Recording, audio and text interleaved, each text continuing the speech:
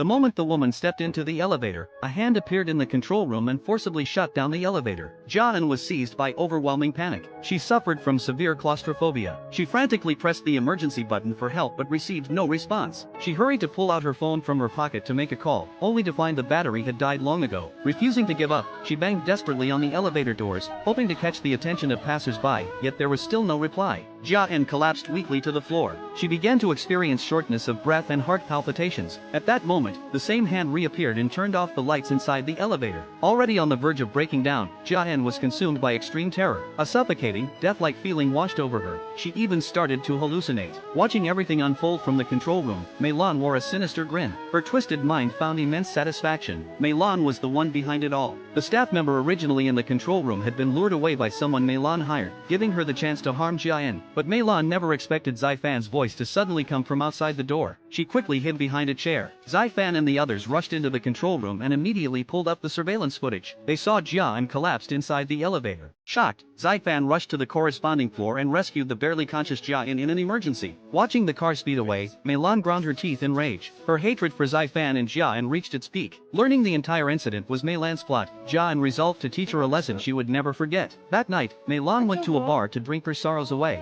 Her repeated attempts to frame Jia-eun had failed, and her relationship with Ting-yu had fallen apart. Her mood hit rock bottom. She drank herself into a stupor. Unexpectedly, a strange man set his sights on her. He kept calling her his wife and dragged the heavily intoxicated woman out of the bar. When Ting-yu learned Mei-lan had been out all night, he suspected she was seeing someone else. He flew into a rage and lashed out at her fiercely. Mei-lan had to make up random excuses to temporarily fool Ting-yu, but soon after, she received a package. Inside were explicit photos of her with the strange man. Mei-lan trembled with fear, at a loss for what to do. Right after, the man called her. His intention was clear, blackmail. Mei-lan tried to threaten him with calling the police.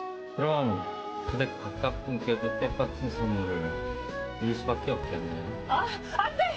Trapped with no way out, Mei-lan had no choice but to agree to pay hush money. Yet she had already spent all her money on breach of contract fees and was penniless at the time. She tried desperately to calm herself, telling herself to act as if nothing had happened and ignore the man. But the man showed up at her door, claiming to be her friend. The second Mei-lan saw him, she froze in panic. Afraid her sister-in-law would notice something wrong, she quickly pulled him into the study. She begged him repeatedly to give her more time to gather the money and not cause trouble inside her home, fearing the scandal would spread and bring worse trouble. After Mei-lan made repeated promises, the man finally left. With nowhere else to turn, Mei-lan set her sights on her mother-in-law again. While her mother-in-law was napping defenselessly, she secretly stole the elderly woman's bankbook. After withdrawing the money, she wasted no time in meeting the man to complete the deal. The man gave her the USB drive containing the photos as promised, temporarily putting an end to the blackmail.